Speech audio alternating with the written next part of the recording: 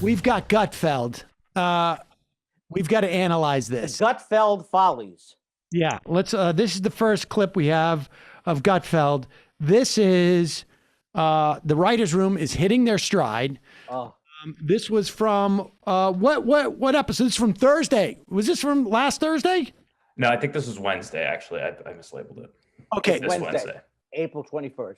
April 21st. So the show, Gutfeld, has been on now for a couple of weeks, and you can see they are really things are starting to gel and click here. This is their famous all Trump news network bit. Oh, Hold on to your sides. Hold on to your sides because you're going to start to laugh. it's a callback, too. They've been doing this a bunch of times. Oh, yeah. News, but 4 years ago, they devoted 1,900 minutes to Trump, mostly to trash him, and they never let up. Even today, they can't stop talking about him. You're watching ATN, all Trump news, because everything else is boring by comparison. I'm Anderson Lemon with the headlines. Product placements could soon be edited into classic films. Scientists have developed the technology to insert ads or products in scenes, which could generate extra revenue for streaming services. It's all well and good until Donald Trump tries to put his name on Nakatomi Plaza, which would turn Die Hard, a fine piece of American cinema, into nothing but trash. Just like everything else Trump touches, it turns to trash. Except for trash. He touches trash and it turns into more trash. Made sense, right? Turning to news overseas, after 6 British football teams pulled out, the European Super League has been suspended. The exodus started with Chelsea and Man City, and other teams quickly followed. Must be nice to live on a continent where the biggest concern is a soccer game, while somewhere in Florida, President Trump is plotting a run in 2024. I mean, where are the world's priorities right now? Man City? Is that even a place? Is that something Trump came up with? Man City? More like mansplaining, Manchester misogynist City. And a new study finds that people who drink 3 to 5 cups of coffee a day have a better memory. The research does not explain why anyone would want a better memory after 4 years of Donald Trump. I mean, who the hell wants to remember that? Every memory I have since 2016 has Trump in it. How about I give you a study on drinking 3 to 5 cups of tequila every day? You know what happens then? You forget everything about Donald Trump, and it is beautiful, my friend. Yeah, that's what's up. Woo! I'm Anderson Lemon, all Trump news. Look at him. Look how happy he is. Yeah. So his writers laughed at the bit that they wrote, and so Yes, I heard some of the inside, like with Tom Snyder's cameraman laughing. Andy and Sam, I wanted to ask you, as like you've been in a comedy, I don't want to call it courage, That's but not like comedy, but don't. Okay. right. But like when you see a performer, like you've probably known people who have had to just commit to things that are just horrible. I can't help but feel sorry for that woman when I see her try to get But through. it's shameful. There's no, unless I have a picture of her family starving and that they would have starved had she not taken this gig. It's a shameful thing to be associated with. she's an actress, and Who has no political. no, well, but my point is this: is that like just from an artistic standpoint, put aside the how people. Oh, she did a great job. No. My point is that she's an actress, not a comedian. Because I mean, right? Like a comedian would have a problem delivering those lines because they'd be like, is she actually an actress? She's not. This is speculation on my part, but. Yeah. And Andy, back me up on this. A comedian, the reason why comedians have trouble with acting is that they actually assess whether the lines are funny or not. Yes. And they can't do it if they don't think it's funny. But an actor will do it and doesn't. There is no bad roles for an actor, right? They just. I guess so, but the thing is, there's literally. I swear to God, Sam, when I was watching this, I was very groggy this morning. I thought they were slamming Trump for a second. You know what I mean? And like, so because I was like, yeah, I agree with everything that they're saying. And I go, what's the angle on this? This show's turning on on Trump. So I couldn't believe it. This literally, you can't be funny from the right. You can't be funny from a power position. There's nothing funny about being in a power position. There's nothing funny about, and there's never been anybody funny from the right ever. But this is worse than that. That's worse than that. Yeah, It's worse than that because first off, she ends the thing by saying like, implying I've been drinking tequila and that's the way that I forget about Trump, except for the fact that all I've been doing is reminding, saying how I can't forget about Trump. Now, I know I'm analyzing it a little bit. Yeah, you're analyzing it as if it's a comedy bit. But the other thing is that there's no twists in this. They tell you the title of the news network. Yes. And then everything is exactly as you would imagine. And it's not even clever on how you get in there. Honestly, the most clever thing was this is a study about coffee, how you remember things, but who would want to? And that was the most clever twist in the whole thing. You can't even focus on that. I mean, I still can't I'm just walking around the apartment all day saying, I'm Wolf Cuomo. Huh? Wolf Cuomo? Anything? How did you come up with that? It's unbelievable. If you take the names of the other people and you put them together, you never know what's going to come out. It's fascinating to me, and they're just like, we're going to make this work. Like it's like this is the thing I think about like what with conservative humor. Like they really they're really like determined, like we're not letting go of this. Like after the first this bit, they probably said, oh, wait a second. Maybe we shouldn't have made it so like one note and ham-fisted. And they're like, but we're not cutting it now because we're not going to admit defeat.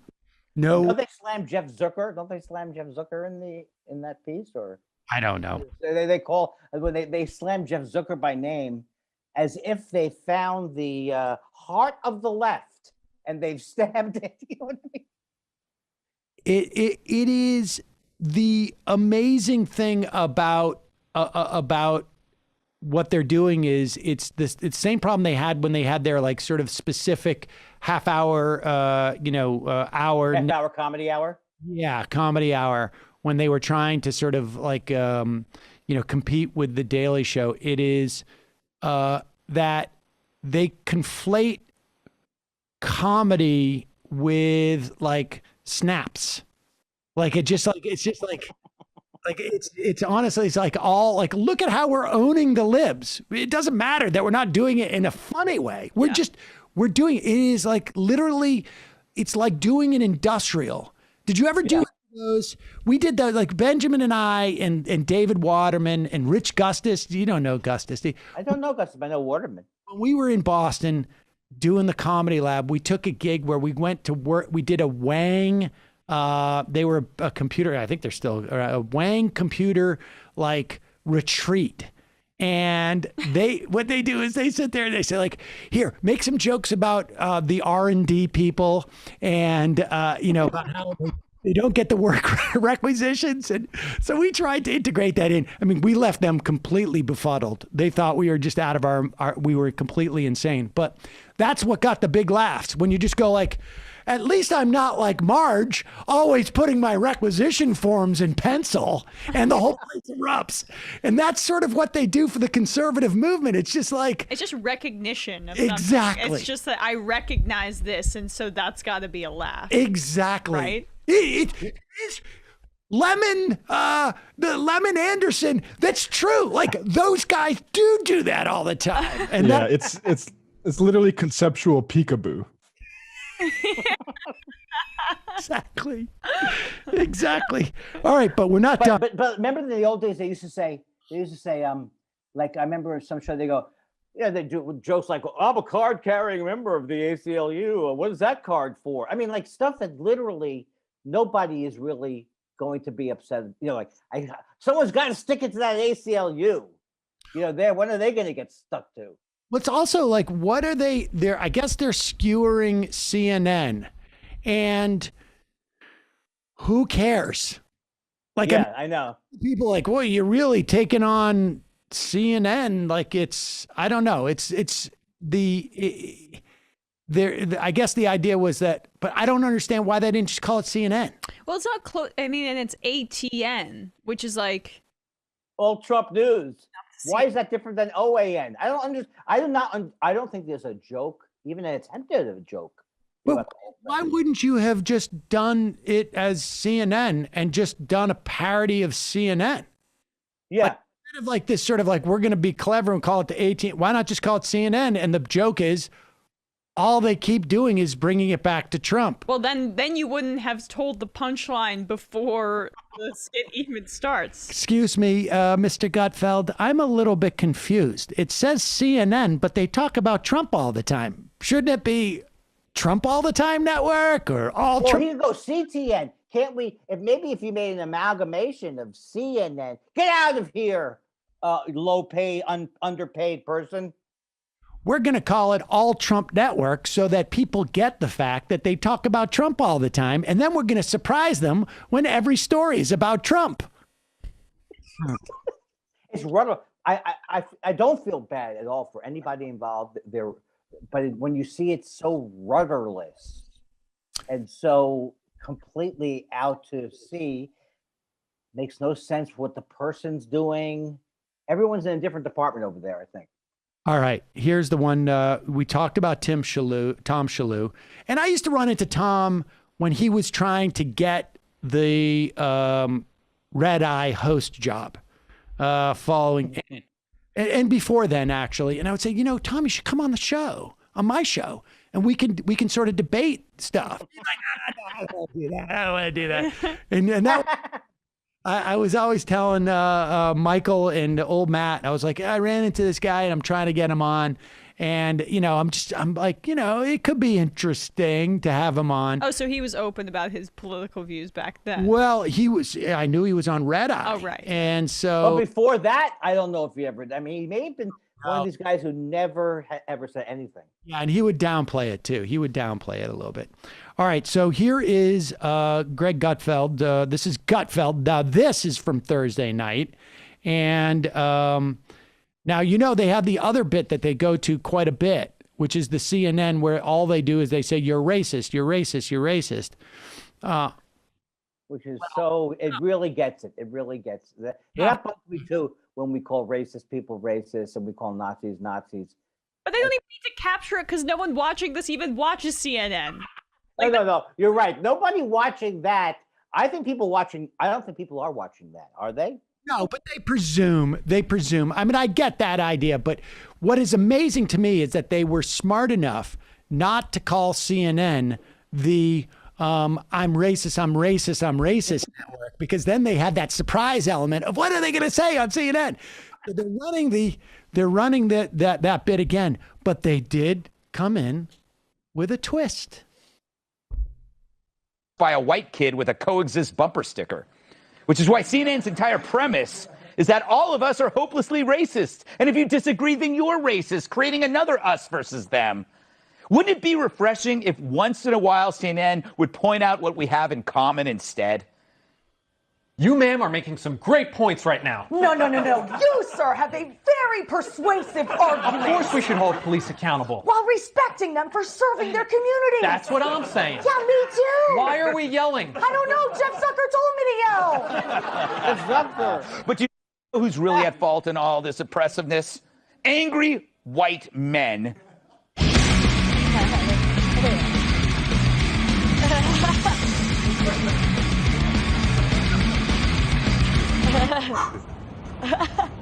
Oh, hey.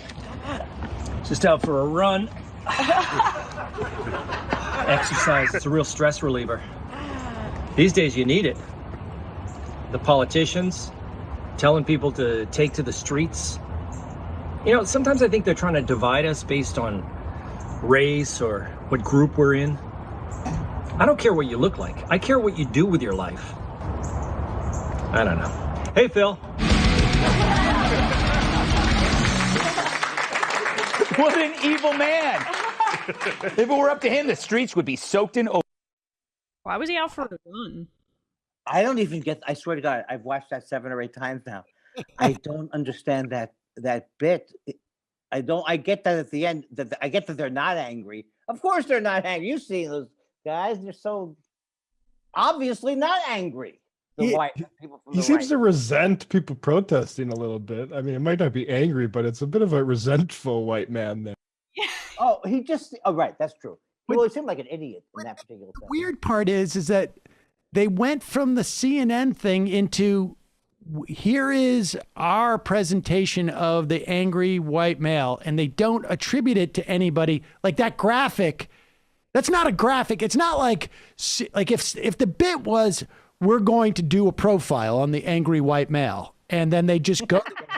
Then that might be funny because then you're attributing it to CNN, but they just come up with a graphic that they clearly made. It's not supposed to be attributed to CNN.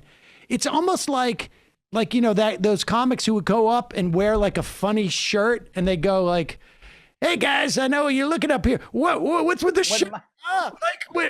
Well, you put it on before you came on to the stage. Like, what? I don't get it. Like, what? Like, why am I wearing this shirt all of a sudden? So, like, it doesn't make sense because the whole gag is we're going to come up with a straw man of angry young man, angry white male, but it's the guy's clearly not. So when we came up with this graphic, we were wrong. Like it's not attributing the perception of Tom Shalhoub as an angry white male to anybody but them, because where did that graphic? It's not right. CNN. If CNN hosts had cut to, we've done a report, I'm Wolf Lemon. And we have done a deep dive into the angry white male psychology. Here, let's go look at this interview. And he goes, I've just come back from a run and I just do things that are, we should just not divide each other. Hey, well, how about those two actors? Were those actors in that one? Were those actors? No, those are right-wing people. Writers, right? No, those are writers. Those are right-wing writers. The two people at the beginning were comedy writers. So they wrote that. Yeah. Oh, yeah. I don't. Are people always screaming on CNN? The way they're screaming, I've been annoyed by CNN. There's so many things that are annoying by CNN. Look, I'm not going to write any material for them. I refuse. Well, it's because they take themselves too seriously, not because they scream over each other. That's just not a part of the thing. That's not a thing. Well, they used to. I mean, they had that crossfire philosophy forever over there. Like 2003. That's true. No, but even like recently, remember they had that guy who was they had a series of guys who were Jeffrey. One guy was named Jeffrey Lord. Yeah, Jeffrey Lord. They had these. It's like, well, we have to reflect the other side. Both sides. We're both sides company. Right. And they would just bring the series, and those people. They actually made those people more Ken Cuccinelli. They helped Ken Cuccinelli move into the government. But in the skit, they're agreeing with each other and yet still screaming. Oh, I didn't get the skit. I don't think the skit. The skit fell. I don't think the skit holds up. I thought that skit was. I thought that part was actually one of the best things I've seen from them. Yeah. The idea really? That, we're yelling and we agree with each other. I mean, that I feel like I felt like that was almost like was recognizably an attempt at comedy. Yes. Okay. Yes. And the fact that it was a sketch. Yeah. And it seemed like the two of them had a little enthusiasm. Yeah. No. It felt better during that part. Yeah. And then they just did that whole and now we have almost like a complete non sequitur that you can't really tell is associated with CNN, but it's as if there was a weird Vice-like channel that has sort of like modern graphics and mislabeled something. Yeah. Well, has someone from the right ever made anything good? Didn't that guy make the movie that was supposed to be American Carol, and he made it? American. This was a few years ago with what's his name? Brother was in it. Farley's brother was in it. The Zucker, the Zucker brother who's gone bad. And they tried to do what if all the people from the right hadn't been born. I didn't see the movie, but it was called American Carol. I think those guys. I mean, I'm not necessarily a fan of, but Trey Parker and the other dude. Yeah, they're right wing libertarians. Yeah. So I mean, libertarians. It's sort of funny, but I never liked those guys either. But the reason I didn't like those guys for one simple reason: they got very successful. Their show got picked up when mine didn't get picked up. That's fair. And I never liked their show that much, so I had so many reasons to keep a grudge. I'm not gonna lie. I've never seen. Never seen South Park. I've never seen more than a couple minutes. Not even, maybe 2 minutes of South Park. I'm not an animation person. I don't like animation, and I watch. You're on Bob's Burgers. I love doing it. It's very fun, and the only Bob's Burgers I've ever seen, I don't think I even watched the whole thing, was the episode where I was singing and nude beach. I think it was that episode. Don't put this on your voiceover reel. This anecdote. Okay? Right. The voiceover's dead. Nobody's doing it. But don't put that on your reel. They don't want to hear it. They go, I don't even care. God bless them. I'm the other way. I'm ready for everything, for any kind of right-wing Andy Kindler propaganda films. We are so glad that you were ready for this, because it's all. Oh, you did a local news wrap up. But that should make us all think, Emma. I love you guys. Andy, always a pleasure. Oh, folks, check out Thought Spiral. Thank you for saying that. It's 2 Jews, 2 microphones, 2 hours. Just voted #1 on the podcast charts right now. The #1 podcast in the country. And you guys are still in test phase too, so that's really impressive. Test shows. That's right. It's still Thank you for the plugs, and I love you guys so much. And this, and I'm going to work on this area. It looks so much better now. I'm just really with that. enjoying that. Yeah. Yep. Is that? That's you. That's me as on a part I played the agent on I'm Dying Up Here. Yeah. Showtime. And that was always a pleasure. I love it. Thank you, Andy. We'll see you later. What am I selling? Amway now? What's the matter with you guys? I hate this part where you say we're going to leave, and then I have to press leave, and then I'm still there. And you are selling Amway, and we've got to be on our way.